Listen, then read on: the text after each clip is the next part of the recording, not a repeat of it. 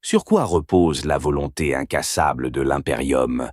On répondrait, par habitude, sur des chiffres, des sceaux, des formulaires qui traversent la galaxie comme des prières de papier. On répondrait sur des routes logistiques, sur des cargaisons de Prométhéum, sur des registres que l'administratum serre plus fort qu'une gorge de condamnés. Mais cette nuit-là, dans le silence mordant de la baie d'observation, j'ai compris une autre vérité. La volonté de l'impérium repose aussi sur ce que personne ne veut regarder en face, sur la peur tenue en laisse, sur la discipline qui ressemble à un culte, sur la capacité d'un monde clos à se dévorer pour ne pas s'ouvrir. On l'appelait Sanctis Ferrum, cuirassé de classe empereur. 8 kilomètres d'armure et de dogmes, une ville-forteresse tendue dans le vide comme une cathédrale flottante. Tout sa coque d'adamantium portait des cicatrices si anciennes que les dates avaient cessé d'être humaines. Ses flèches gothiques, ses contreforts, ses gargouilles d'airain, tout cela semblait absurde, impraticable, sublime. Les nouveaux montés à bord retenaient leur souffle, non par respect réfléchi, mais par vertige. Le simple fait d'exister à cette échelle était une provocation faite au cosmos. À l'intérieur, le faste n'était qu'un masque. Derrière la façade sacrée, chaque mètre cube était réquisitionné par l'utilitaire. Conduit, galerie, treuil, magasin, atelier. Une civilisation fragile vivait là, enfermée entre des cloisons blindées, nourrie par des rations comptées, maintenue par la discipline et la peur. Plus de 250 000 âmes, et davantage encore si l'on comptait les embarqués, les escouades en transit, les serviteurs, les pénitents, les recrues fraîchement négociés, au passage de mondes obéissants. J'étais scribe sermenté au stratégium. Ma tâche consistait à écrire ce que le commandement voulait retenir et à oublier le reste.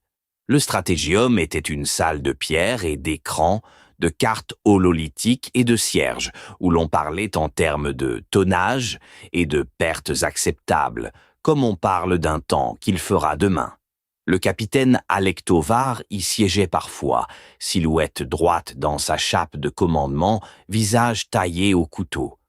Autour de lui gravitait le technoprêtre Majoris, visage masqué de cuivre et d'optique froide, le maître d'armes, carrure de mur, et le confesseur, noir et doré, qui souriait comme un juge.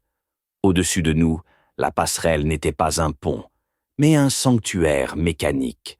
Hall, galerie, chaupupitre, écran, chœur de vox. Des officiers en rang y murmuraient des coordonnées comme des litanies. Des midshipmen couraient, trop rapides, trop fiers, pour ne pas trébucher. On entendait sous le sol le grondement des macro-canons au repos, comme si le navire rêvait déjà de tir. À l'arrière, dans la flèche funèbre de la poupe, l'astropathique choir chantait ses messages à travers l'abîme. Même quand il se taisait, on sentait sa présence, comme une migraine au fond du crâne. Dans les abblocs, en dessous, l'odeur de graisse, rance et d'encens se mélangeait à celle des corps. Les matelots dormaient par dizaines dans des alvéoles, serrés comme des cartouches. Les boatswains, visages tailladés par les années, distribuaient les tâches et les coups avec la même économie. Aux portes des soutes, des hommes enchaînés, aux volontaires, arrachés à des mondes de passage, apprenaient la cadence du navire, au son du fouet. Plus loin, derrière des cloisons interdites, le sanctum du navigateur gardait son secret comme une tumeur noble. La mission était simple, sur le papier. Translation vers la bordure de Gethsémané, escorte d'un convoi, puis bombardement planétaire si la résistance persistait. Une guerre comme une autre. Une ligne de plus sur une carte. Pourtant, avant même que le navigateur ne ferme son œil impie sur les étoiles, quelque chose s'est fissuré au plus profond du Sanctis Ferrum. Cela a commencé par des murmures au niveau inférieur du pont de commandement. Des voatmen qui ne dormaient plus. Des prières répétées trop vite, comme si la langue crachait du sang. Puis les premiers rapports, opérateurs du champ de Gélard pris de vision. Mains tremblantes sur les leviers, regards vides, sourires sans joie. Les techno-adeptes parlaient d'une contagion rare, d'une folie qui ciblait ceux qui maintenaient la bulle de réalité autour de nous.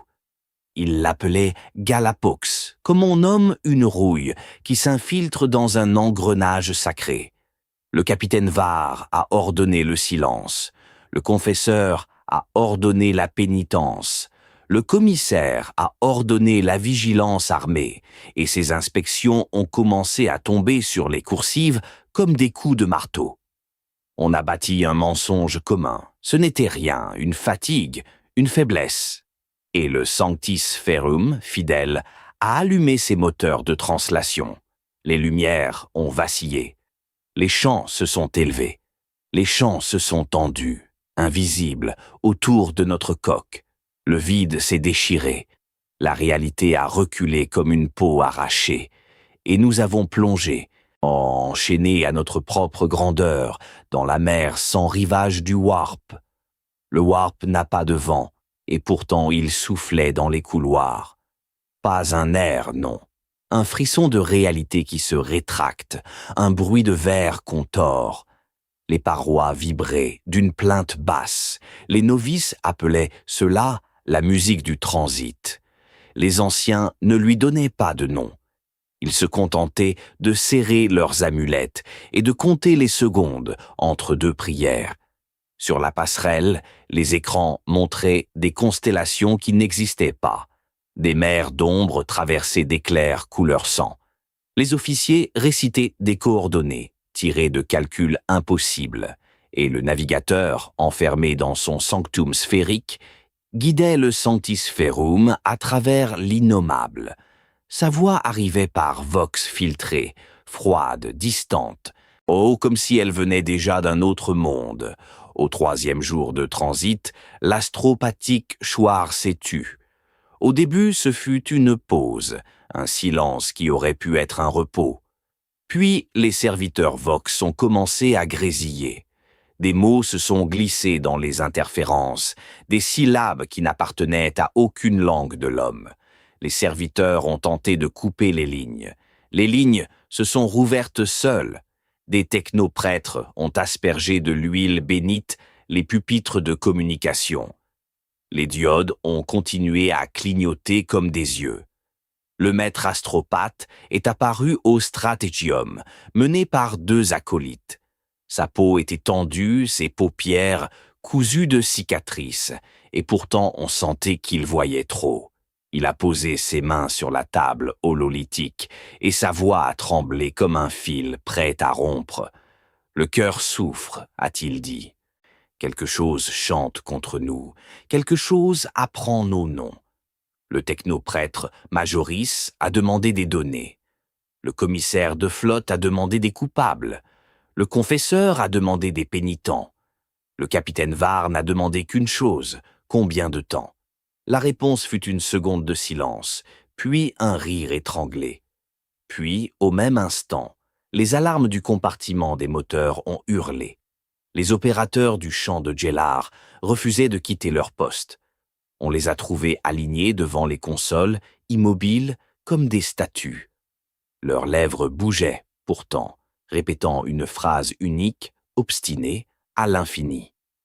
Les serviteurs de discipline ont tenté de les tirer en arrière. Les mains des opérateurs étaient soudées au levier par une peau noircie, craquelée, comme si la chair avait voulu devenir métal. Le Majoris a exigé un cordon de sécurité. Le commissaire a dégainé son pistolet Bolter. Il a choisi un opérateur au hasard, un homme au visage creusé, yeux ouverts, sur rien. Il a ordonné l'obéissance. L'homme a souri. Le commissaire a tiré. Le crâne a éclaté, une pluie chaude sur les consoles, et le champ de Gélard a palpité, comme si la machine avait eu mal. Dans la même seconde, un souffle glacial a traversé le navire. Les cierges se sont éteints, les icônes ont pleuré de l'huile noire. Sur les écrans, autour de notre bulle de réalité, Des silhouettes ont bougé, pas des vaisseaux, des formes, des choses qui n'auraient jamais dû avoir de forme, glissant le long de notre protection comme des doigts sur une vitre. Le capitaine Var a compris avant nous tous. Il a posé sa main sur l'accoudoir de son trône de commandement. Oh, et sa voix a claqué dans les haut-parleurs. Quarantaine des niveaux inférieurs, verrouillage des hab-blocs, armer les équipes d'abordage, que personne ne descende seul. Et si le champ faiblit, alors nous ferons ce que fait l'Imperium depuis 10 000 ans. Nous tiendrons, même si tenir signifie mourir debout. Les ordres ont dévalé le Sanctis Ferrum par relais du pont au pont, des officiers aux warrant officers, des warrant officers aux boatswains, des boatswains au rang. Les coursives se sont remplies d'un martèlement de bottes et d'un claquement de serrures. Des escouades ont pris position aux ascenseurs d'axe. Des fusils laser ont été distribués à des mains qui n'avaient jamais tenu que des câbles ou des clés. Sur les ponts d'artillerie, on a stoppé la maintenance. Les obus de macro-canons, gros comme des maisons, ils sont restés sur leurs rails, prêts, muets, comme des promesses. Je suis descendu avec une équipe du maître d'armes, non par bravoure, mais parce que mon registre devait suivre la vérité, jusque dans l'obscurité. Les niveaux bas, là où la coque résonne du bruit des machines, étaient déjà différents. Les lampes vacillaient. Les murs transpiraient une humidité froide. On entendait, derrière les cloisons, un tapotement régulier, patient, comme si quelqu'un frappait de l'autre côté de la réalité. Au niveau des magasins, nous avons trouvé le premier mort. Un Voatsman, gorge ouverte, mains pleines de câbles arrachés. Sur son front, quelqu'un avait gravé au couteau un cercle barré, puis l'avait rempli de chiffres. Pas des chiffres de l'administratum, des chiffres qui ne voulaient rien dire et qui pourtant, à les regarder trop longtemps, donnaient l'impression d'être compris. Le confesseur est arrivé, entouré de diacres armés. Il a aspergé le sang d'eau bénite. Le majoris a lu les symboles et n'a rien dit, ce qui était pire qu'un sermon. Le commissaire a ordonné que tout corps soit brûlé, tout graffiti raclé, toute rumeur étouffée. Et pendant que nous obéissions, le Sanctis Ferrum continuait d'avancer dans le warp, aveugle, sourd, protégé par un chant de Gélar qui battait désormais comme un cœur malade. La quarantaine n'a jamais arrêté la peur. Elle ne fait que lui donner des murs contre lesquels rebondir. Derrière les portes scellées, les hab-blocs ont continué de respirer, de transpirer, de prier. Les voix se sont élevées, d'abord en demande, puis en insulte, puis en supplication. Les boatswains ont répondu avec leurs matraques. Les warrant officers ont répondu avec leurs ordres. Le commissaire, lui, a répondu avec des exécutions publiques, rapides, propres, afin que le message soit plus clair que les sirènes. Malgré cela, le Galapox s'est glissé là où il voulait. Dans les conduits d'aération, dans les compartiments techniques où l'on ne vérifie jamais les sauts, dans les rêves des hommes. Au 4e jour, des groupes entiers de matelots ont commencé à se réunir dans les niveaux inférieurs, là où les lois du navire deviennent des rumeurs. Les marchés noirs se sont transformés en chapelles clandestines. Des chiffres interdits ont été peints sur les murs avec de la graisse. On disait qu'un saint parlait depuis les générateurs de Gélar, qu'il promettait un repos, une fin à la fatigue, une liberté que l'Imperium ne connaît pas. Le capitaine Var a refusé d'entendre ces mots. Il a ordonné une purge ciblée. Les équipes d'abordage ont été constituées à partir des sergents de l'Astra Militarum embarqués, justement parce qu'ils n'avaient aucun lien avec la masse du bord. Des escouades de 6 à 20 hommes, casques scellés, lampes au front, avancèrent dans les entrailles du cuirassé, comme on entre dans un tombeau où l'on sait que les morts sont encore debout. J'ai suivi l'une d'elles. Le maître d'armes voulait un témoin ou un alibi. Je n'ai jamais su. Les premiers niveaux étaient encore humains. coursive sale, câbles pendants, odeur de nourriture trop cuite. Puis nous avons atteint les ponts où la coque s'épaissit, où la chaleur des machines rend l'air lourd. Là, les lampes dessinaient des halos jaunes malades et les ombres semblaient plus denses que les choses. Nous avons trouvé des portes soudées de l'intérieur, des visages collés au judas, sourires figés, yeux qui brillaient comme des écrans. Quand les sergents ont posé les charges, une voix s'est élevée derrière la cloison, douce, reconnaissante, comme celle d'un père qui attendait depuis longtemps. La porte a cédé. L'air a jailli, humide et pourri. À l'intérieur, des hommes étaient agenouillés autour d'un autel improvisé, un régulateur arraché à une console, couvert de câbles, de dents, de fragments d'icônes. Les câbles entraient dans leur peau comme des racines. Ils chantaient, et leur chant avait le rythme du chant de Gélard. Le sergent a donné l'ordre de feu. Les lasers ont frappé. Les corps ont brûlé. Mais au lieu de hurler, ils ont ri. Et quand le dernier est tombé, la pièce a tremblé, comme si le navire lui-même avait approuvé. Ce soir-là, le Majoris a convoqué le capitaine. Je n'ai pas entendu leurs mots, mais j'ai vu leur visage en sortant. Var plus pâle, le technoprêtre plus immobile encore. Le confesseur a fait sonner les cloches de la chapelle. Le commissaire a doublé les patrouilles. Et dans les niveaux inférieurs, quelque chose a répondu, en frappant calmement contre nos murs de réalité. La chapelle était pleine à craquer. Des rangs de matelots, de serviteurs, de pénitents, épaule contre épaule, cherchaient la chaleur des hymnes comme on cherche un abri sous une pluie acide. Le confesseur parlait d'épreuve, de purification, de la main de l'empereur posée sur les épaules des justes. Ces mots roulaient, magnifiques, et pourtant on sentait une faille. Chaque fois qu'il prononçait le nom du chant de Gélard, où une partie de l'assistance frissonnait comme si elle entendait un autre sens, secret, plus doux. Après l'office, le maître astropathe m'a intercepté. Il avait les doigts tachés de sang séché. Sa voix était basse, presque honteuse. Le cœur reçoit des échos de nous-mêmes, a-t-il dit. Des messages que nous n'avons pas envoyés, des récits de notre mort, rédigés avec nos propres codes. Puis il a glissé un fragment de parchemin dans ma main. Sur le papier, j'ai reconnu mon écriture, mais je n'avais jamais tracé ces lignes. Cette nuit-là, dans mon alcôve, j'ai entendu le navire parler, pas au vox, pas au haut-parleur, dans le métal, une vibration lente, un souffle lourd, comme un animal endormi qui se tourne dans sa cage. J'ai compris alors ce que les anciens murmuraient. Un cuirassé n'est pas un outil, c'est un organisme, un empire clos. Et quand une maladie atteint son cœur, tout ce qui vit en lui devient sa fièvre. Au matin, un ordre est tombé, accès à l'axe menant au compartiment moteur, réservé aux majoris, aux capitaines et aux équipes de purgation.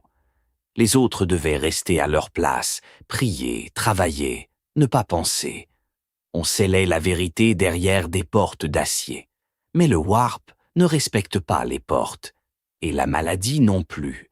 Avant la fin de la journée, une sirène nouvelle a hurlé, plus grave que toutes les autres. Sur les consoles du Stratégium, le taux de stabilité du champ de Gélard a chuté d'un point, puis d'un autre, très lentement comme un compte à rebours qu'on ne peut pas arrêter. Descendre vers le compartiment moteur, c'était descendre vers une sainteté hostile. Plus on approchait de l'arrière, plus l'air devenait chaud. Yeux chargés de vapeur et d'ozone, les parois vibraient d'une puissance contenue. Ici, le Sanctis Ferrum n'était plus une cathédrale, mais une forge, un cœur entouré de cages. Le Majoris conduisait la colonne. Sa robe rouge était tachetée d'huile bénite. Derrière lui avançaient des skitarii embarqués, silhouettes anguleuses, armes à impulsion serrées contre des torses mécaniques. Le capitaine Var marchait au centre, casque sous le bras, refusant de se cacher derrière un blindage plus grand que son orgueil. Le confesseur fermait la marche, encensoir à la main, psalmodiant des versets qui avaient la dureté d'une lame. Et moi, scribe, je tenais mon registre comme on tient un talisman trop faible. À chaque sas franchi, des sceaux étaient brisés, des cadenas sciés, des prières récitées. Les équipes de purgation avaient déjà combattu ici. On le voyait aux traces noires sur les murs, aux éclats de métal incrustés dans les cloisons. On le sentait aux odeurs, chair brûlée, plastique fondu, sang. Nous avons atteint le niveau des générateurs de champs de Djellar. L'endroit n'aurait jamais dû être visible à des yeux non initiés. Il était pourtant là, ouvert, comme une blessure. Des consoles arrachées, des câbles pendants, des serviteurs lobotomisés tournant en rond, répétant des ordres anciens sans comprendre que leur maître était mort. Et au centre, les opérateurs. Ils n'étaient plus des hommes, ils étaient une fusion. Le Calapox les avait soudés au générateur comme des excroissances nécessaires. La chair avait poussé sur le métal avait fleuri dans la chair, des tendons faisaient office de courroie, des os étaient devenus des leviers. Le champ de Djellar battait à travers eux, et chaque pulsation faisait gonfler des sacs de peau translucides où couraient des éclairs bleus. Le Majoris s'est approché, lentement, comme on approche un autel. Ses mécadendrites ont touché une console. Il a émis un code binaire. En réponse, un son est monté de la masse organomécanique. Un chant, modulé, presque harmonieux. Puis une voix a parlé, à travers des lèvres qui n'étaient plus des lèvres. Nous vous tenons. Nous vous portons. Laissez-nous ouvrir. Le capitaine Var a levé son pistolet. Le commissaire n'était pas là, retenu sur le pont, pour empêcher une mutinerie. Le Majoris a posé une main métallique sur l'arme du capitaine et a secoué la tête. « Tirez ici », a-t-il dit. « C'est tirer dans notre propre bulle d'existence. » Ou alors, il a proposé une solution qui avait la froideur du calcul et la cruauté d'un dogme. Isoler le secteur, couper les conduits, sacrifier des ponts entiers. Laisser la maladie se consumer dans un brasier contrôlé, plutôt que de la laisser gagner le cœur. Le confesseur a acquiescé. Pour lui, le sacrifice était une monnaie quotidienne. Le capitaine Var a hésité une seconde, la seule que je lui ai jamais vue. Puis, il a ordonné l'exécution du plan. Au moment où les charges de sectionnement furent placées, le chant des opérateurs a changé. Il est devenu un rire. Les sacs de peau ont éclaté, projetant une pluie de fluide chaud. Les lumières se sont éteintes, puis rallumées, puis éteintes encore. Et dans cette alternance, j'ai vu, une fraction d'instant, des silhouettes derrière nous, dans le couloir. Oh, des choses qui avaient attendu que nous ouvrions la porte. Le champ de Djellar n'était plus une barrière, il était une peau. Et la peau était malade.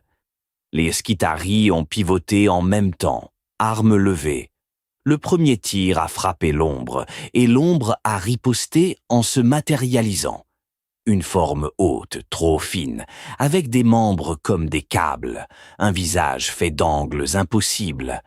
Elle a glissé entre les balles comme si elle n'occupait pas le même espace. Puis, elle a touché un soldat. Le métal de son armure a rouillé en une seconde. Le soldat a hurlé, et son cri s'est terminé en gargouillis de liquide. Le confesseur a avancé, sans trembler. Il a brandi son aquila, et ses paroles ont claqué. La chose a reculé, non par peur, mais comme un prédateur qui jauge sa proie. Le Majoris a activé un champ de stase local, un scintillement d'énergie qui a figé l'air autour de l'entité. La stase a tenu 3 battements, puis elle a explosé comme un verre qui cède. Nous avons compris, la brèche n'était pas large, mais elle suffisait. Chaque oscillation du champ de Djellar laissait passer une goutte du warp, et la goutte avait des dents. Le capitaine Var a donné l'ordre de repli partiel, puis de verrouillage. Les charges ont été armées. Les équipes ont reculé en courant dans un corridor qui semblait s'allonger à chaque pas. Derrière nous, les opérateurs soudés au générateur chantaient plus fort. Leurs voix se mêlaient aux sirènes, et le Sanctis Ferrum, géant aveugle, tremblait, comme si son cœur allait rompre. Quand les charges ont explosé, le choc a soulevé la poussière des siècles. Une cloison de plusieurs mètres d'épaisseur a été tranchée nette. Des dizaines de conduits ont été sectionnés. La zone a été scellée par des portes blindées. On a entendu, derrière, des coups. Pas des coups d'homme, des coups patients, réguliers, comme au début. Puis, plus rien. Le Majoris a levé sa tête de métal. Son vocodeur a craché un seul verdict, aussi sec qu'un jugement de l'administratum. Contamination contenue. Temporairement. Et dans ces optiques, j'ai vu ce que je n'aurais pas dû voir. Pas de victoire, seulement du temps acheté au prix d'un morceau de notre monde. Le temps, dans le Warp, est une chose blessée. Après la purge, certains jurèrent qu'il s'était écoulé des heures, d'autres, des jours. Les horloges du bord se désaccordèrent, comme si chacune prêchait sa propre foi. Les rations furent distribuées 2 fois, puis pas du tout. Les officiers cessèrent de parler en date et commencèrent à parler en symptômes. Le chant de Gélard se stabilisa, oui, mais comme un malade qui cesse de convulser juste avant de mourir. Les chiffres sur les consoles cessèrent de chuter. Ils se mirent à onduler, à vaciller autour d'une valeur moyenne. Une oscillation suffisante pour ouvrir et refermer des fissures. Une oscillation suffisante pour inviter l'impossible. Dans les hab-blocs, des matelots se réveillaient avec des marques sur la peau, comme des seaux brûlés. Les infirmiers parlaient de fièvre, de délire. Le chirurgien-chef demandait plus de médicaments qu'il n'en existait à bord. Les techs adeptes réquisitionnaient les ateliers pour fabriquer des pièces de remplacement, puis les mêmes pièces revenaient tordues, comme si la matière refusait l'ordre. Au milieu de cette dérive, le commissaire de flotte a décidé que le navire ne pouvait pas se permettre le doute. Il a convoqué les officiers de niveau intermédiaire, leur a rappelé que l'Imperium ne négocie pas avec la peur. Puis il a annoncé qu'il prendrait le contrôle des opérations de sécurité, en coopération avec le capitaine. Var l'a laissé parler. Son visage n'a pas bougé, mais j'ai vu sa main se fermer sur l'accoudoir de son trône, et j'ai compris que la loyauté, ici, était un fil tendu au-dessus du vide. La première vraie brèche est survenue dans la chapelle. Ce fut pendant un office, bien sûr. Les cierges brûlaient haut. Les chants emplissaient la nef de métal. Des centaines de voix se mêlaient, demandant une protection qu'elles sentaient se déchirer. Le confesseur marchait entre les rangs, posant sa main sur des fronts ou promettant l'absolution à ceux qui n'avaient rien fait d'autre que servir. Et soudain, le grand vitrail d'acier derrière l'autel s'est couvert de givre. Pas un givre de froid, un givre de sens. Des lettres y apparurent, écrites de l'intérieur, comme si quelqu'un grattait la réalité avec un ongle. Les chants se sont brisés. Un enfant de soute a crié. Les diacres ont levé leurs armes. La paroi a cédé sans bruit. Quelque chose est entré. Ce n'était pas un démon flamboyant comme dans les vitraux. C'était une présence, un poids, une odeur de merde et de rose, un souffle qui rendait les dents molles. Les hommes se mirent à rire ou à vomir. Certains se jetèrent au sol, embrassant le métal comme une amante. D'autres tirèrent au hasard, laser rougeoyant dans l'encens. Le confesseur a hurlé le nom. Le nom n'a pas suffi. Il a fallu l'arrivée des équipes du maître d'armes et la brutalité des sergents. Grenades, feu, flammes bénites. La chose ne saignait pas. Elle se contentait de se dissoudre en filaments noirs, puis de se reformer ailleurs, derrière un pilier, au plafond, dans la bouche ouverte d'un fidèle. Un diacre a été soulevé dans les airs, comme un marionnettiste soulève un pantin. Son corps s'est cassé en angles impossibles. Son cri est devenu un chant, Quand enfin la présence a reculé, ce n'était pas une victoire, c'était un refus temporaire du navire de mourir. Le capitaine Var a fait verrouiller la chapelle. Le commissaire a fait fusiller 3 hommes pour panique. Le Majoris a demandé un rapport sur la stabilité du champ. Le maître astropathe, lui, ne demandait plus rien. Il se contentait de pleurer du sang et de murmurer qu'un message attendait, quelque part, de l'autre côté, portant le sceau de notre propre fin. Cette nuit-là, le chœur astropathique s'est remis à chanter, pas pour transmettre. Pour survivre, on a entendu, à travers les cloisons de la flèche arrière, un hurlement collectif, comme si des centaines de gorges se déchiraient en même temps. Les serviteurs Vox ont craché des fragments de phrases, des bouts de prières, des noms de mondes jamais visités. Puis un éclat de lumière blanche a traversé la coursive, sans source, sans cause. Un voadman a regardé l'éclat 1 seconde de trop. Ses yeux ont bouilli. Le maître astropathe a été amené sur la passerelle, soutenu par ses acolytes. Ses lèvres tremblaient. Il a réussi à prononcer une seule coordonnée, puis il a vomi une masse noire, visqueuse, qui s'est mise à ramper vers les consoles. Le Majoris l'a écrasé du talon comme on écrase un insecte sacrilège et a exigé que le navigateur fasse route vers une sortie immédiate du warp.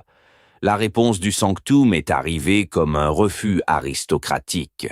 Le navigateur ne pouvait pas.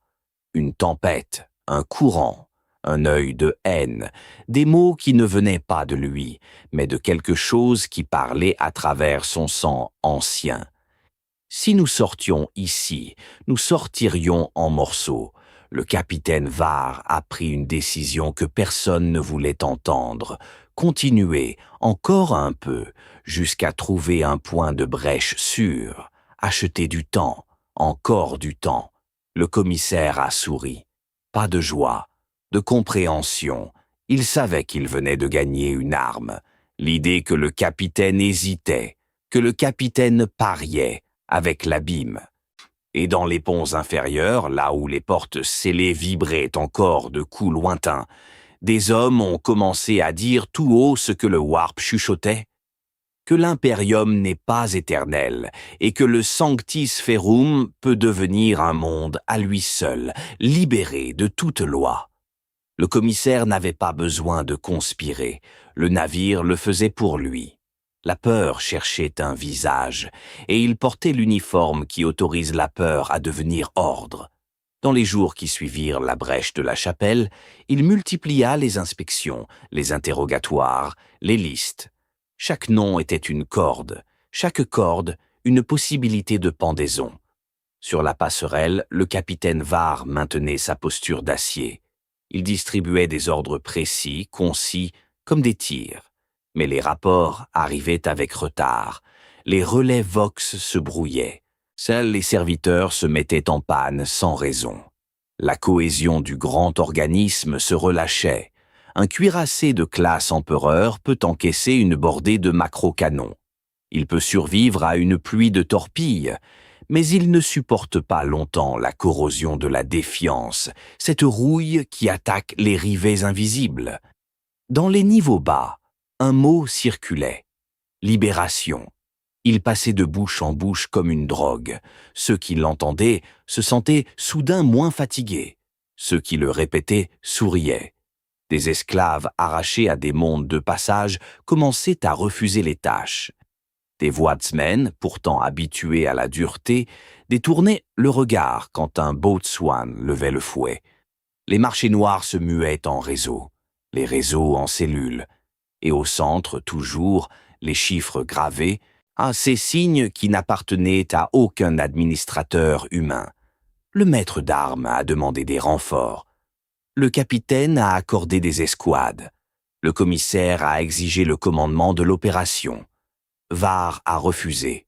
Ce refus fut le premier coup de canon d'une guerre interne.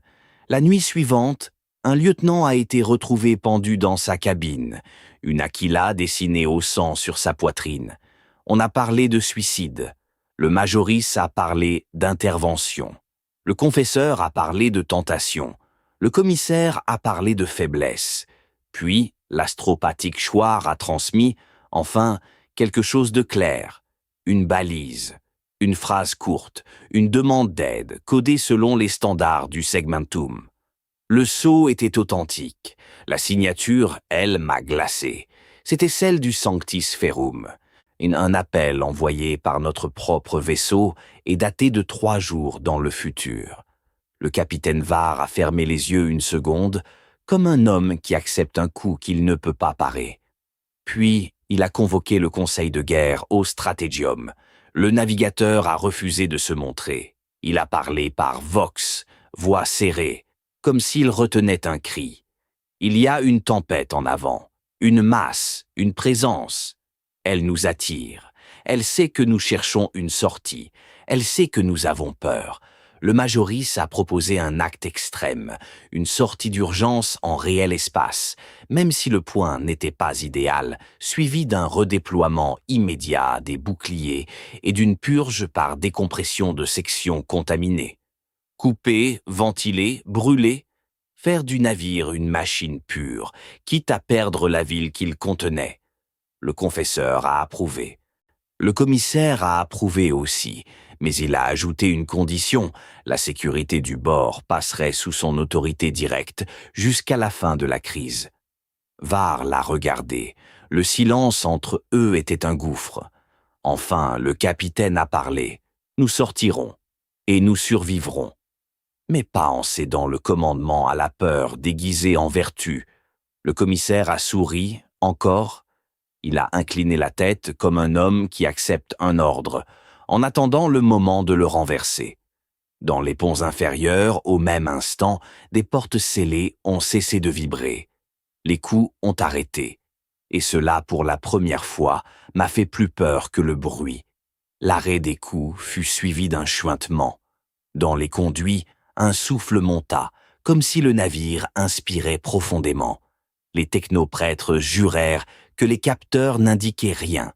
Pourtant, partout des hommes sentirent une odeur de fleurs pourries.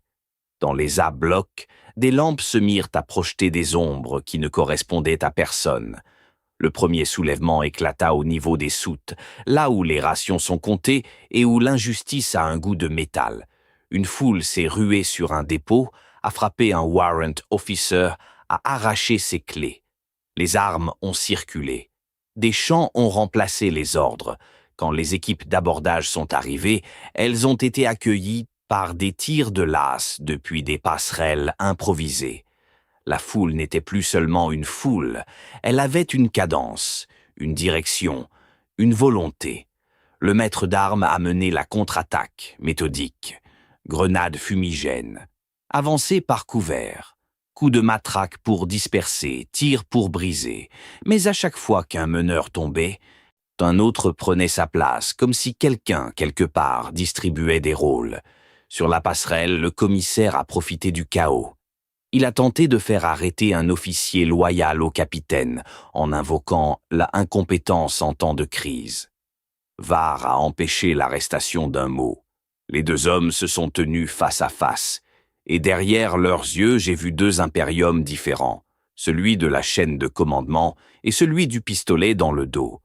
Quand enfin les sirènes se sont tues, il restait des corps dans les coursives, des corps et des chiffres gravés, plus nombreux, plus précis, comme si la rébellion s'écrivait elle-même sur le métal du Sanctis Ferrum. Le capitaine Var a ordonné de préparer la sortie. Le Majoris a demandé des bénédictions supplémentaires sur les générateurs. Le confesseur a demandé des cœurs. Le commissaire a demandé des exécutions. Et le Warp, patient, a attendu notre erreur. Les préparatifs d'une sortie d'urgence ne ressemblent pas à un acte héroïque. Ils ressemblent à une chirurgie brutale sur un patient qui se débat. Les technoprêtres couraient dans les galeries, imposant des rites aux machines, scellant des conduits, réaffectant des circuits. Les équipes des boucliers vérifiaient les générateurs, ajustant des paramètres si délicats qu'une erreur d'1/10 pouvait ouvrir une couture dans la barrière. Les maîtres d'artillerie faisaient aligner les batteries de macro-canons, comme on aligne des autels, et les serviteurs chantaient des binaires de bénédiction sur chaque verrou. Sur le pont, le capitaine Var a fait diffuser une allocution unique. Sa voix était calme, presque tendre, et c'était plus terrifiant qu'un cri. « Oh, enfants de l'Imperium, nous sortirons bientôt. Vous entendrez des bruits, vous verrez des choses. Ne les regardez pas, ne les écoutez pas, tenez votre poste. Si vous devez mourir, mourrez à votre place. Le Sanctis Ferrum est votre monde ne tombera pas. » Dans les ab-blocs, les hommes ont répété ces mots, comme une prière. Certains y ont trouvé du courage, d'autres, une rage froide. Les cellules clandestines ont compris qu'il ne restait que peu de temps. Elles ont accéléré. Le Majoris a insisté pour que la zone des générateurs de Gellar, récemment isolée, soit surveillée en permanence. On avait scellé la contamination derrière des portes d'acier, mais le Galapox n'avait pas besoin de portes, il avait besoin d'oreilles, et il en avait partout. Des opérateurs restants, encore humains, ont été attachés à leur console par des chaînes, non pour les empêcher de fuir, mais pour les empêcher d'obéir à une voix qui leur promettait la paix en échange d'un seul geste, couper. Le commissaire a voulu les remplacer par des serviteurs. Le Majoris a refusé. La machine, a-t-il dit, exige des mains vivantes. La vie dans l'Imperium est un composant comme un autre. À l'heure prévue, le navigateur a annoncé que le point de rupture était proche.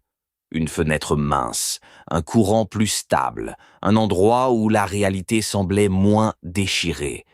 La tempête, pourtant, tournait autour de nous comme un prédateur autour d'un blessé. Le chœur astropathique s'est mis à chanter pour renforcer la cohésion mentale de l'équipage. Les notes étaient pures, douloureuses. On avait l'impression que chaque syllabe arrachait une lamelle de chair au chanteur. Les infirmiers se tenaient prêts à ramasser ceux qui tomberaient. Sur l'affichage principal, le taux de stabilité du champ de Gellar est monté. Un instant, j'ai cru à un miracle. Puis, j'ai compris. Ce n'était pas une guérison, c'était un calme avant la morsure. Le capitaine Var a ordonné l'activation maximale des boucliers au moment précis de la sortie, non seulement pour protéger la coque, mais pour utiliser le champ comme une lame. Si des entités étaient à moitié entrées dans notre réalité lors de la rupture, le bouclier les couperait. En théorie. En pratique, cela exigeait de sortir avec les boucliers abaissés, puis de les activer au dixième de seconde. Un calcul, un pari, un acte qui ne pardonne pas.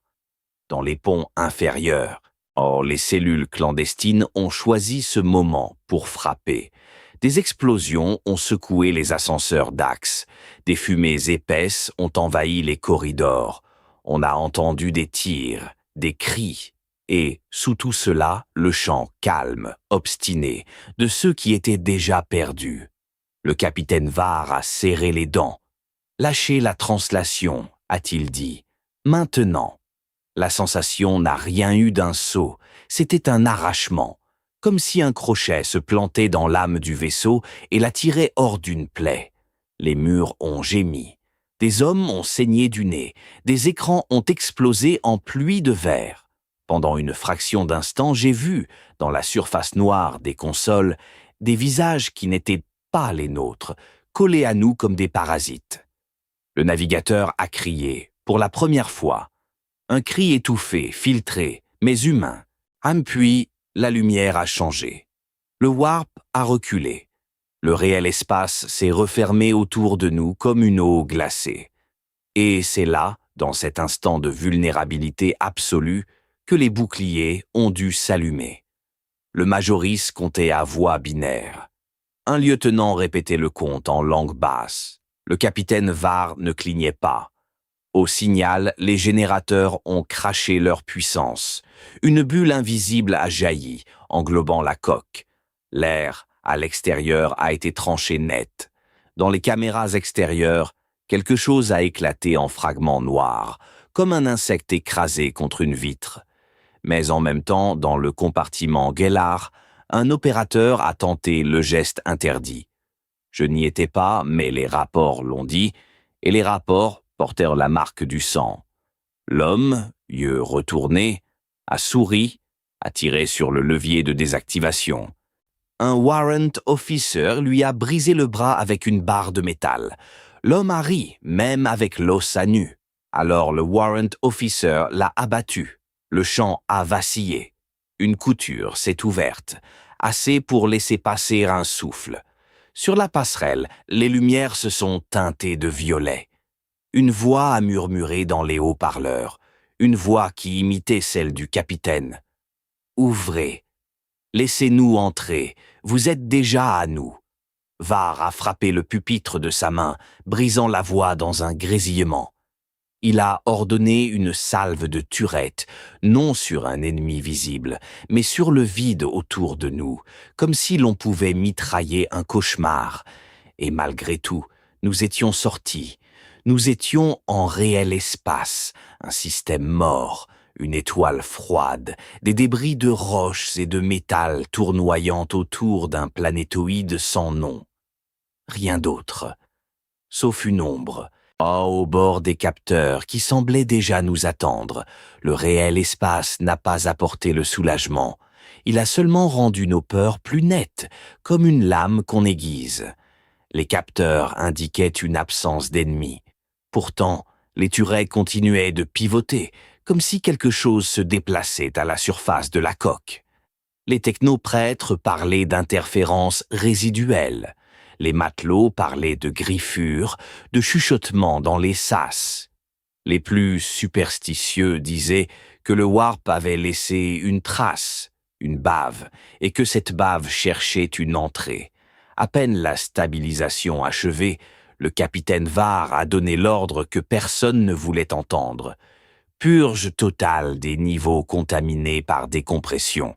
Ouvrir les portes extérieures, ventiler des ponts entiers. Laisser le vide faire le travail que le feu n'avait pas terminé. On le ferait boucliers activés pour maintenir une enveloppe d'atmosphère autour des secteurs vitaux et pour trancher tout ce qui tenterait de fuir. Le Majoris a approuvé froidement. Le confesseur a appelé cela une purification. Le commissaire a appelé cela une nécessité. Les hommes des niveaux bas ont appelé cela un massacre. La révolte a éclaté comme une conduite de vapeur qui cède. Des dizaines, puis des centaines de matelots ont convergé vers les ascenseurs d'axes, armés de barres, de clés, de fusils pris aux morts. Les esclaves se sont libérés de leurs chaînes avec des outils de soute. On a entendu des chants nouveaux, des chants où le nom de l'empereur était remplacé par des chiffres, par des syllabes qui faisaient mal aux dents. Le maître d'armes a tenté de tenir les points de passage. Les sergents embarqués ont formé des lignes, épaule contre épaule, tirant à bout portant dans les couloirs étroits. Les lasers ont découpé des silhouettes dans la fumée. Les grenades ont arraché des mains, des visages. La bataille s'est faite à l'oreille, à l'odeur, au toucher, parce que les lampes étaient mortes et que les capteurs mentent quand le navire délire. Je suis descendu, encore, non pour documenter, mais parce que les ordres de purge exigeaient des confirmations, et que les confirmations exigent des yeux. Dans les niveaux bas, j'ai compris que la révolte n'était pas seulement politique, elle était infectée. Des hommes avaient des câbles sous la peau, comme des veines nouvelles. D'autres avaient des yeux qui reflétaient des constellations impossibles. Dans une galerie, j'ai vu un groupe porter un générateur portatif comme une relique. Ils le caressaient, ils l'appelaient leur porte. Ils disaient qu'ils allaient ouvrir et que le Sanctis Ferrum cesserait d'être un navire pour devenir un monde libre, un monde sans ordre, sans rationnement, sans fatigue. Quand les équipes du confesseur sont arrivées, encens et flammes en avant, les cultistes ont ri. Ils se sont jetés sur les diacres avec une joie animale. Les diacres ont brûlé des corps, et les corps brûlés continuaient d'avancer. Le commissaire, dans son uniforme impeccable, a tiré lui-même dans la mêlée, abattant ceux qui reculaient autant que ceux qui attaquaient. Au-dessus de nous, sur la passerelle, le capitaine Var a déclenché la purge. Les sirènes de décompression ont hurlé. Les portes extérieures des niveaux condamnés se sont ouvertes. Le vide a aspiré l'air, les cris, la fumée, le sang. Des hommes ont été arrachés du sol, jetés contre des cloisons, pulvérisés. Des flammes ont été soufflées comme des bougies. Et dans cette violence, j'ai vu une chose impossible, une silhouette noire au milieu du tourbillon, qui ne flottait pas comme un corps, mais nageait comme dans une mer. Le vide l'a aspirée. Elle a résisté.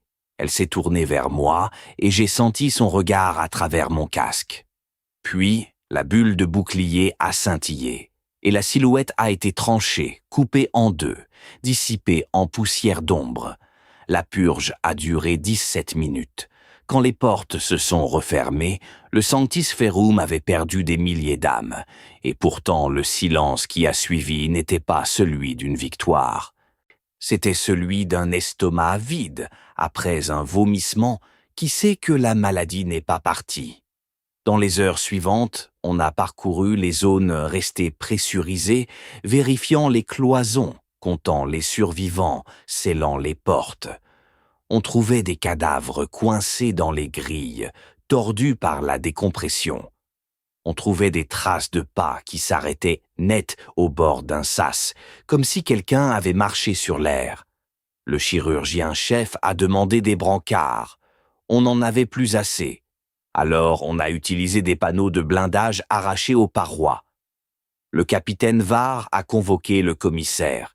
Leur entretien a été bref, violent, sans témoin. Mais les rumeurs ont couru plus vite que les ordres. Le commissaire voulait que l'on nettoie aussi les officiers suspectés d'avoir hésité, que l'on transforme la crise en exemple. Var aurait répondu que l'exemple était déjà donné, gravé dans les milliers de morts, et qu'il ne signerait pas une boucherie pour satisfaire l'orgueil d'un homme. Le Majoris, lui, ne s'occupait plus des hommes, il s'occupait du navire. Ses serviteurs parcouraient les consoles, mesuraient les flux, écoutaient le pouls du chant de Gellard comme un médecin écoute un cœur. Et ses rapports étaient clairs. Malgré la purge, la contamination persistait. Quelque chose restait accroché, une écharde dans la chair du monde. Sur les capteurs, l'ombre au bord de notre portée se rapprochait. Lentement, sans moteur, sans signature thermique, comme si elle avançait à la vitesse d'une pensée. L'ombre a fini par prendre une forme, parce que nos esprits exigent des formes pour haïr. Elle est apparue sur les écrans comme un vaisseau, puis comme un amas de débris, puis comme un vide où les étoiles refusaient de briller. Les technoprêtres ont recalibré les capteurs 3 fois.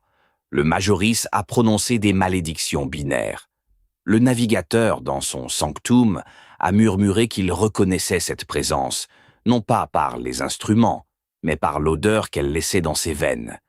Le capitaine Var n'a pas attendu de certitude. Il a ordonné l'état de combat complet.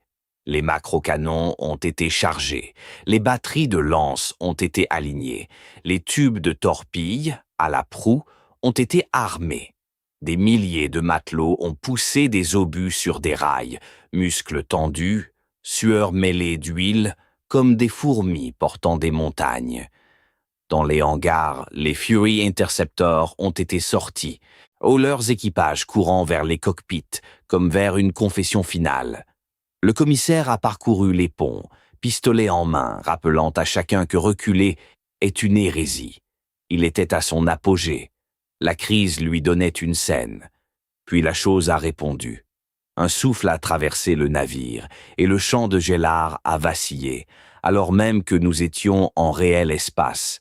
Ce n'était pas une panne, c'était un rappel. La maladie était dedans. L'ennemi n'avait pas besoin de frapper la coque. Il était déjà dans nos conduits. Les écrans ont montré des silhouettes qui grimpaient sur l'extérieur du vaisseau, comme des insectes géants sur une cathédrale.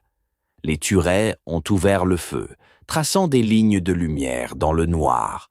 Les silhouettes ont éclaté, mais chacune éclatait, se transformait en une pluie de fragments qui, au lieu de s'éloigner, ou se recollaient ailleurs, plus près. Le Majoris a compris. La présence utilisait notre propre champ, nos propres systèmes, comme des ancrages. Elle s'accrochait aux oscillations résiduelles, aux cicatrices du Galapox. Tant que le cœur du navire restait contaminé, elle pouvait nous suivre, en dehors du warp comme dedans. Le seul moyen était un acte irréversible, un redémarrage brutal du champ de Gélard, une renaissance du système qui consumerait tout ce qui y était accroché. Cela exigeait d'entrer dans le compartiment moteur, d'approcher les générateurs restants, d'injecter une surcharge bénite, puis de couper le flux à la seconde exacte. Un rite, un calcul, une roulette avec la réalité elle-même. Le capitaine Var a dit qu'il irait. Le Majoris a dit qu'il devait aller aussi. Le confesseur a dit qu'il les accompagnerait, mais pour que leur sacrifice est un témoin de l'empereur. Le commissaire a insisté pour venir, au nom de la sécurité. Var a accepté, peut-être pour l'avoir apporté, peut-être parce qu'il savait qu'un commissaire laissé seul sur la passerelle est plus dangereux qu'un démon. Nous avons descendu l'axe, encore une fois, vers le cœur. Les corridors tremblaient sous les tirs des turrets extérieurs. Les alarmes mélangeaient leur ton. Dans les conduits, on entendait des grattements, comme des ongles sur une porte. Quand nous avons atteint le niveau des générateurs, les portes scellées par la purge avaient été griffées de l'intérieur. Le métal portait des sillons profonds, et derrière, quelque chose respirait. Le confesseur a ouvert le livre des litanies. Le Majoris a armé ses outils. Le capitaine Var a posé sa main sur la poignée du sas et il a prononcé une phrase simple. Pour l'humanité. Le sas s'est ouvert. La contamination contenue n'était plus contenue. La masse organo-mécanique avait grandi. Elle avait utilisé les câbles restants, les vibrations, les cadavres, pour se reconstruire. Des opérateurs soudés formaient une grappe de chair et de métal, pulsant au rythme du chant. Et au-dessus d'eux, suspendue comme une araignée au plafond, une silhouette noire nous attendait, plus dense que les autres, plus réelle dans son irréalité. Le commissaire a tiré le premier. La balle a traversé l'air et s'est arrêtée, figée, à un doigt de la silhouette. La silhouette a tourné la tête et le commissaire a souri, soudain, comme un homme qui retrouve un ami. Il a abaissé son arme. C'est alors que Var l'a abattu. Un tir sec, une fin nette, pas par haine, par nécessité. La silhouette a crié et le cri a fait saigner les oreilles. Le Majoris a commencé la surcharge. Les mécadendrites se sont plantés dans les consoles. Les chiffres ont flambé. Le champ de Gélard a gonflé, comme un poumon qui aspire trop d'air. La silhouette a tenté de se jeter sur lui. Le confesseur l'a retenu un instant en l'encerclant de chaînes bénites. Ses chaînes ont rougi. Sa chair a brûlé. Il a continué à prier. Var a tenu la ligne, pistolet vidé, épée tirée, frappant des membres faits de câbles et d'os. J'ai voulu aider. Je n'ai fait que tomber. Quand la surcharge a atteint son pic, le Majoris a hurlé, un son que son vocodeur n'aurait jamais dû produire. Il a crié un dernier code. Maintenant. Var a actionné le couperet. Le flux s'est interrompu. Le champ de Gélard s'est effondré, puis s'est réallumé. Brutal, pur, comme une lame neuve. La silhouette noire a été déchirée. Non pas en deux, mais en sens, en existence. Elle s'est dissoute en un cri silencieux. Le confesseur s'est effondré, carbonisé. Le Majoris a tremblé, ses optiques éteintes, comme si la machine en lui avait payé le prix. Et le capitaine Var est resté debout, seul, dans la lumière froide du système redémarré. Au-dessus, sur la passerelle, les capteurs ont affiché une chose simple. L'ombre s'éloignait. Mais le Sanctis Ferrum, lui, saignait encore. On ne gagne pas contre le Warp. On survit et l'on appelle cela victoire, pour pouvoir continuer à servir. Les jours qui suivirent le redémarrage du champ de Jellar furent consacrés à recoudre un monde. Des technoprêtres, silencieux, remplacèrent des conduits arrachés, scellèrent des fissures et purifièrent des consoles avec une patience de fossoyeurs. Des équipes de voidsmen sortirent sur la coque, en combinaison, pour gratter des résidus noirs qui refusaient de se détacher, comme si la réalité elle-même gardait une saleté sur nos murs. Dans les ponts purgés, il ne restait que du vide. Des sections entières du Sanctis Ferrum avaient été transformées en mausolées, pressurisées, scellées pour toujours, car personne n'osait y réintroduire l'air. Sur les portes, on grava des aquilats et des avertissements. Certains y ajoutèrent, en secret, des chiffres. Les chiffres furent grattés. Les hommes qui les avaient gravés disparurent, envoyés au service dans les ateliers les plus dangereux. Le navire reprenait sa discipline, comme un corps reprend son rythme après une hémorragie. Le confesseur fut brûlé avec honneur. Si ses cendres furent dispersées dans la chapelle désormais verrouillée, car on refusait d'y rassembler à nouveau la foule, le commissaire fut inscrit comme tombé au combat. Aucune mention de son sourire, aucune mention de la balle qui l'avait arrêté. L'impérium ne note pas ces ambiguïtés, il les enterre. Le technoprêtre Majoris ne reparut pas pendant 2 jours. On disait qu'il avait fusionné avec une console, qu'il réparait le navire de l'intérieur comme un parasite inversé. Quand il revint sur la passerelle, ses mouvements étaient plus lents, ses optiques plus ternes. Il annonça que les systèmes tenaient. Il n'annonça pas combien cela avait coûté à son esprit-machine. Personne ne demanda. Quant au capitaine Var, il convoqua le conseil de guerre. Sa voix portait une fatigue nouvelle, une fatigue qui n'était pas un affaiblissement, mais une profondeur. « Nous avons perdu une ville, dit-il. Nous avons sauvé un monde. Et maintenant nous reprenons la route. » Le navigateur confirma qu'une nouvelle fenêtre de Warp s'ouvrait, plus stable. L'astropathique choir, réduit, mutilé, pouvait encore chanter. Les batteries d'armes, malgré les pannes, pouvaient encore tirer. Les hangars pouvaient encore lancer des chasseurs. Le Sanctis Ferrum, scarifié, amaigri, restait un titan. Avant la translation, Var m'a demandé mon registre. Il l'a feuilleté, page noircie de sang, de graisse et de peur. Il a lu sans expression, puis il a rendu le livre. « Écrivez ceci, a-t-il dit. Sur quoi repose la volonté incassable de l'impérium? Sur des hommes qui maintiennent des leviers alors que le vide les appelle. Sur des femmes qui poussent des obus alors que les murs chuchotent. Sur des prêtres qui brûlent en priant. Sur des techniciens qui deviennent machines pour que la machine ne devienne pas monstre, sur des capitaines qui tirent sur leur propre commissaire, si c'est le prix de la survie, et sur des scribes qui écrivent, même quand les mots sentent le soufre. J'ai écrit, parce que c'est mon devoir, parce que si je n'écris pas, le Warp écrira à ma place. La veille du nouveau saut, les cloches du bord ont sonné une dernière fois, pas pour la chapelle, pour les morts anonymes. On a dressé des rangées de plaques de métal dans une galerie du pont de commandement inférieur.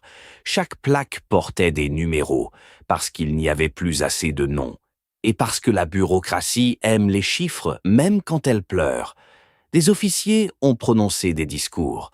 Les matelots ont baissé la tête. Dans un recoin, j'ai vu un warrant officer, main tremblante, tenter de se signer, puis renoncer, comme si sa foi était devenue trop lourde. Les survivants des niveaux bas furent redistribués. Certains montèrent d'un rang, non par mérite, mais parce que les postes étaient vides. D'autres furent envoyés aux ateliers, où la mort a une cadence régulière. On a parlé de mutinerie future, de cellules dormantes, de chiffres qu'on retrouverait encore gravés dans des endroits impossibles. Le Majoris a fait installer de nouveaux auspex, de nouveaux sceaux, de nouveaux rites. On le vit un moment effleurer une console comme on effleure une cicatrice. Le maître astropathe, amaigri, vint me voir. Il ne pleurait plus. Il n'avait plus de larmes. Il m'a dit qu'il avait perçu, dans l'instant du redémarrage, quelque chose qui s'était arraché de nous en hurlant, et que ce quelque chose avait laissé une empreinte, un souvenir, un nom. Il n'a pas prononcé le nom. Il m'a seulement regardé, comme si le prononcer l'aurait fait revenir. Puis, il a posé une main froide sur mon registre et il a murmuré que les futurs possibles se resserraient, que les chemins devenaient des couloirs, que les couloirs devenaient des cages. Au moment de la translation, j'ai été autorisé à me tenir de nouveau à la baie d'observation, là où ma compréhension avait commencé. Le réel espace s'étirait, noir, indifférent. L'étoile froide du système mort brillait comme un clou planté dans la nuit.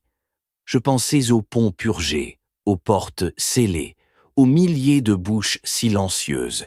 Je pensais aux commissaires, aux confesseurs, aux majoris, à la façon dont l'impérium transforme tout en sacrifice, même la loyauté. Puis la lumière s'est déchirée, la réalité a reculé, le warp a ouvert sa gueule, et j'ai compris que la véritable forteresse n'est pas l'adamantium, ni les boucliers, ni les lances, ni les macrocanons. La forteresse, c'est ce refus obstiné de croire à la fin, même quand la fin vous parle avec votre propre voix. Le Sanctis Ferrum est parti. La guerre l'attendait, comme toujours. Et moi, je reste scribe à écrire l'histoire d'un monde qui refuse de se briser, parce que s'il se brise, il n'y aura plus rien entre l'humanité et le silence.